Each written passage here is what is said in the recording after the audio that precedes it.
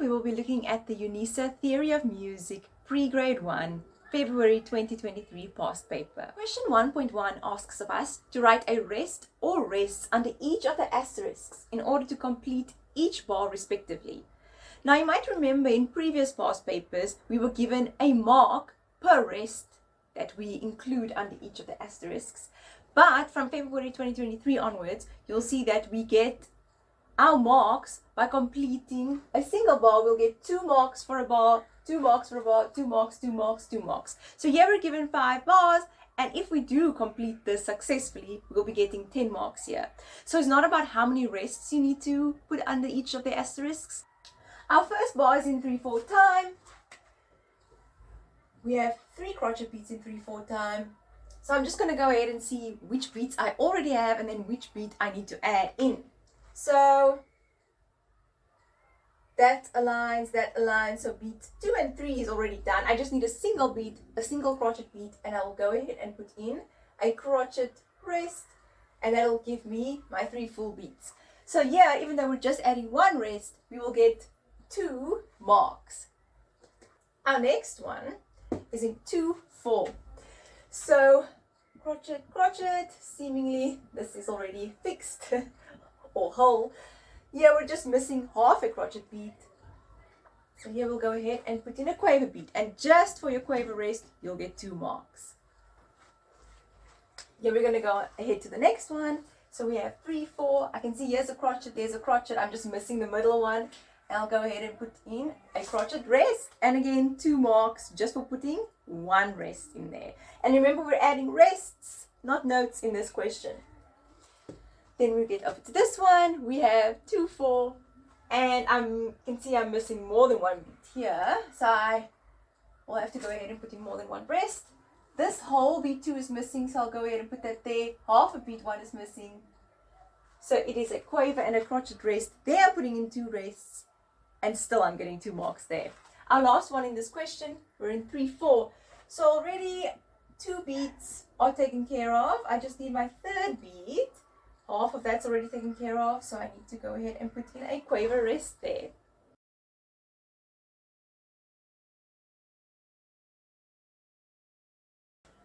In question 1.2, we're asked just to add 1 note to each of the bars to make it complete. So here we're in 2/4 time, and again I'm just going to outline my beats. You can do it in pencil above your bars. I'm just doing it in red pen. So this beat complete, which means I only have something to add under my first beat. So I'm going to go ahead and add a quaver, because together this will make 1 crochet, that will make 2 crochets, and there my bar is full in 2/4 time. And remember, we're just adding 1 note. Then in 3/4, seemingly beat 1, 2, they're already complete. I just have to add a 3rd beat, and here I'm going to go ahead and put a crochet note underneath the asterisk to complete the bar. Here we're in 2/4. I can see that this is already adding up to a crochet beat. So my 2nd beat of the bar is already complete. I just have to add my 1st crochet beat. Then in 3/4 we're missing the whole bar, and we know that in 3/4 there are 3 crochet beats, and if we're going to put that all into a single note, it's going to be a dotted minim, which counts 3 beats. Then 3/4 again, this is a 1st beat, that's a crochet beat, and therefore I just need to add 2 beats, which will equal a minim if I put it into 1 note, to add up to 3/4 time.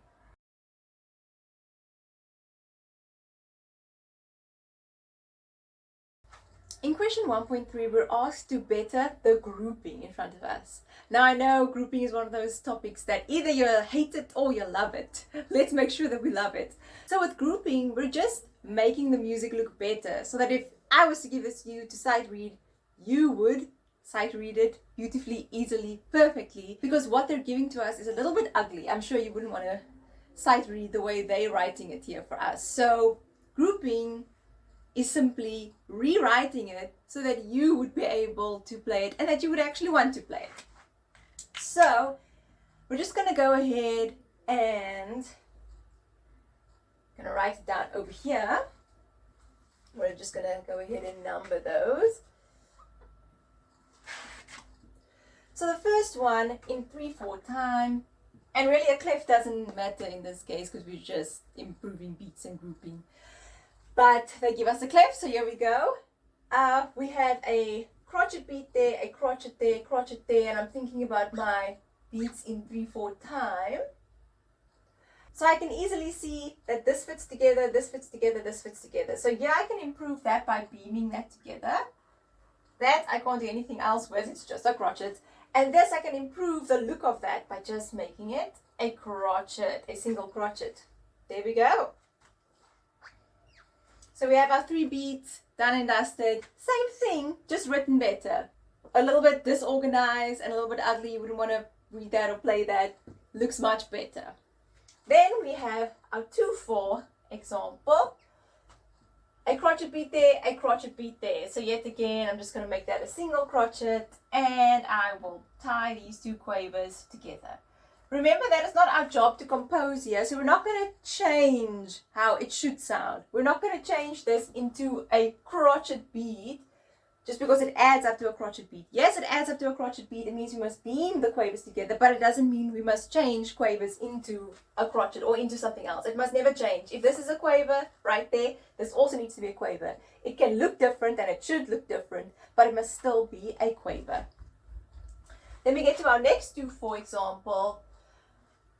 This middle of the bar is a little bit obscured. So that's a little bit awkward when you're trying to play that, especially sight reading. And that's not something that we would want. We would rather want to split that rest so that we can easily see beat 1 from beat 2. So we're going to go ahead and keep that quaver, add a quaver rest, another quaver rest, and there we go. Then our last one, I'm just going to put it down here in 3/4 time. Beat 1, beat 2, beat 3. Now we are allowed to go ahead and beam beat 1 and 2 together. So we have 2 options here. We can either keep it beat 1, beat 2 separately with beat 3, or we can beam these quavers together. So we will have beats 1 and 2 together and beat 3 on its own.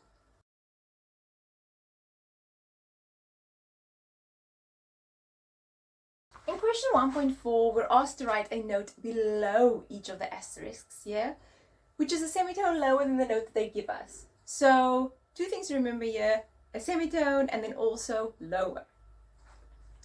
So a semitone lower than F sharp is merely F, but because there is a sharp here, it indicates that, this should also be an F sharp. So you're going to have to go ahead and put in your natural sign. So that's F natural.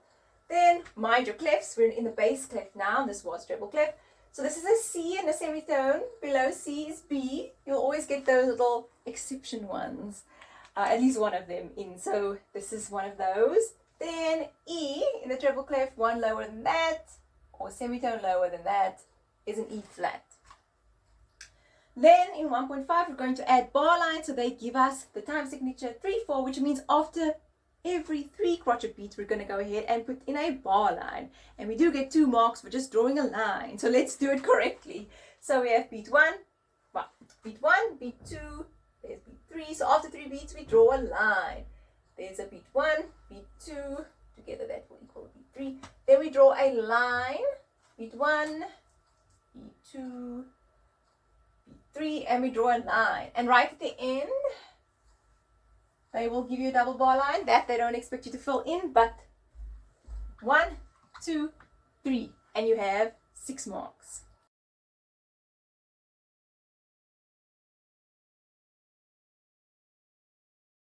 In question 1.6, we're asked to give note names. This is quite easy, but do be sure that you get it correct because it's 2 marks each. So be sure that you're adding 2% each time that you're filling in an answer. So yeah, all you have to do is mind your clef. We only have treble and bass clef, so do be sure that you know where your note names lie and what your note names are. So over here, this is a G in the treble clef, and here we have a D sharp. And of course, you can go ahead and fill the rest of those in.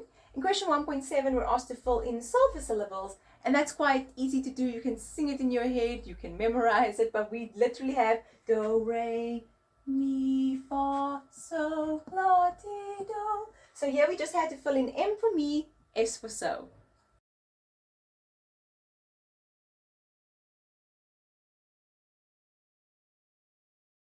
Question 2 is all about scales. And here, the total mark is out of 16, which means you can add 16% to your exam mark here. So you'll be asked 2 scales, 2 out of either C major, G major, or F major. We can only get those 3 options, and 2 will definitely come up in the exam. So in this past paper, we have C major ascending in the bass clef, and then G major ascending in the treble clef. Mind that you follow the ascending or descending instruction, and that you also remember to add your semitones and to put in any sharps or flats that may come up in the scale. So first things first, we have C major in the bass clef. So what we're going to do is, of course, we're going to go ahead and start on C. We're going to write our 8 notes up, making sure that we hit all the spaces and lines as we go on up to C, and then just make sure that you have 8 notes. 1, 2, 3, 4, 5, 6, 7, 8.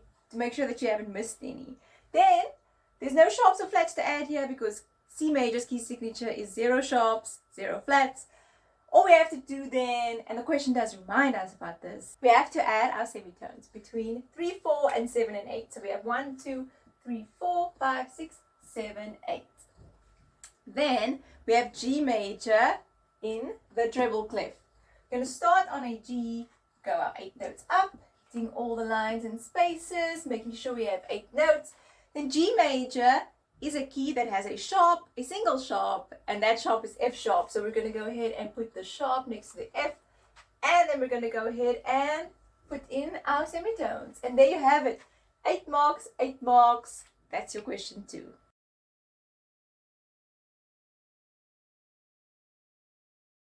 Both questions 3 and 4 will be our contextual questions, meaning that we will get a sort of music comprehension extract, and we have to answer questions based on what we get.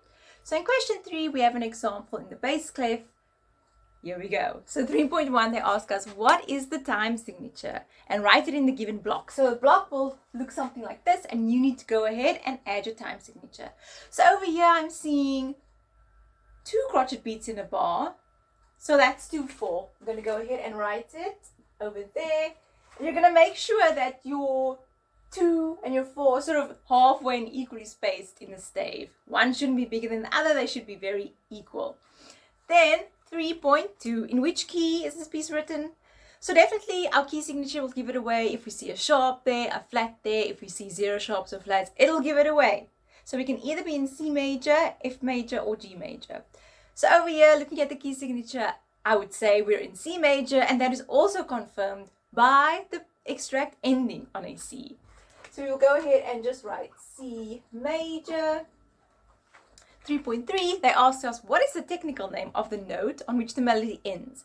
And I just previously said, we end on a C, and if you're thinking about C major, of course, C is just our tonic. So remember our technical names, we only have 3 at the moment. Tonic being the first, subdominant being the 4th, and so C in C major is definitely the tonic here. Question 3.4, we have to give the technical name again, but this time of the lowest note in bar 2. So we'll go ahead to bar 2, look at the lowest note. Remember, we're in the bass clef. Our lowest note is the note just below the stave, and that is an F.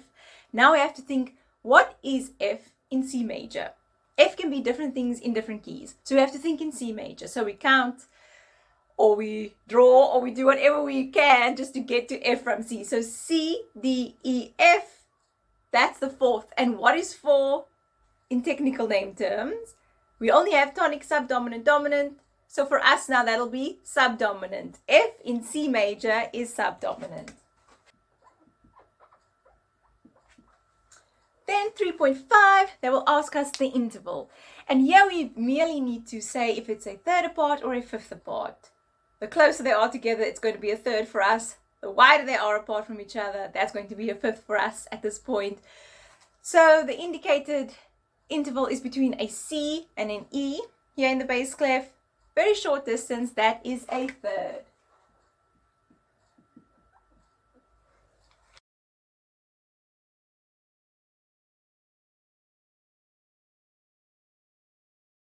Question 3.6 asks us, in which bars should the notes actually be played detached or staccato? So there you will go ahead and write bars 1, 3, 5, and 7. Here you will get a mark for each of those bars that you mention. So bar 1, bar 3, bar 5, and bar 7.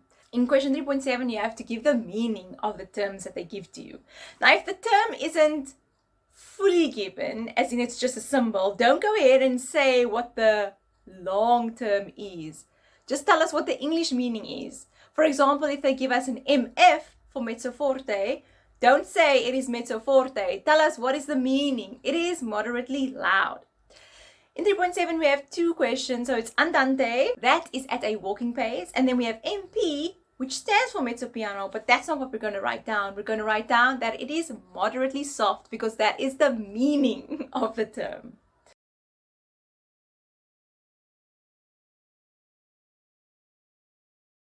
Question 4, yet another music comprehension for us.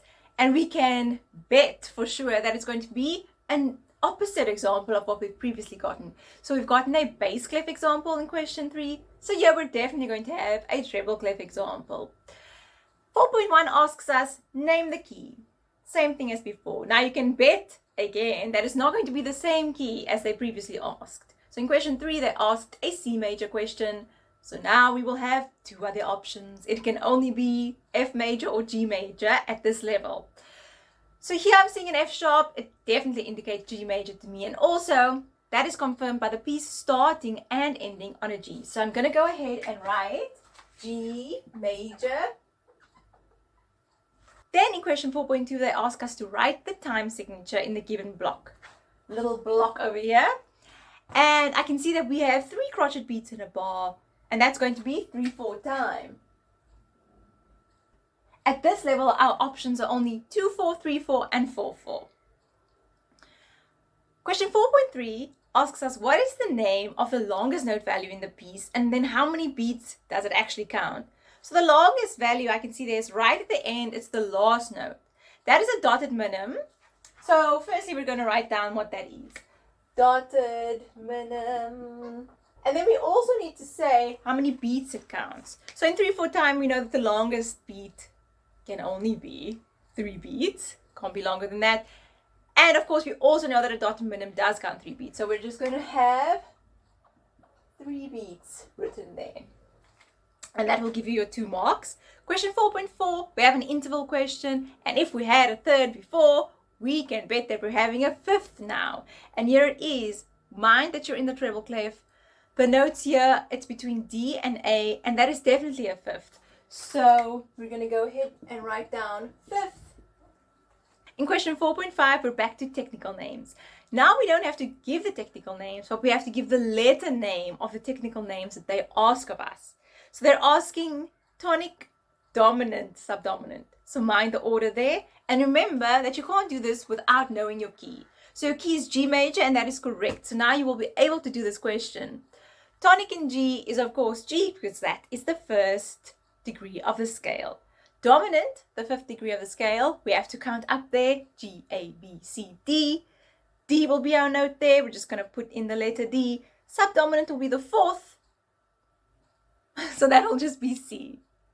In question 4.6, they ask how many bars does each phrase have, and you'll see they have a little phrase line over each of the 2 lines there, and each phrase consists of 4 bars.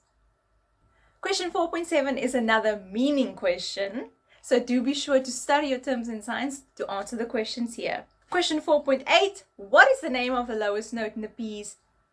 And of course it is that one just below the stave, and that is a D in the treble clef.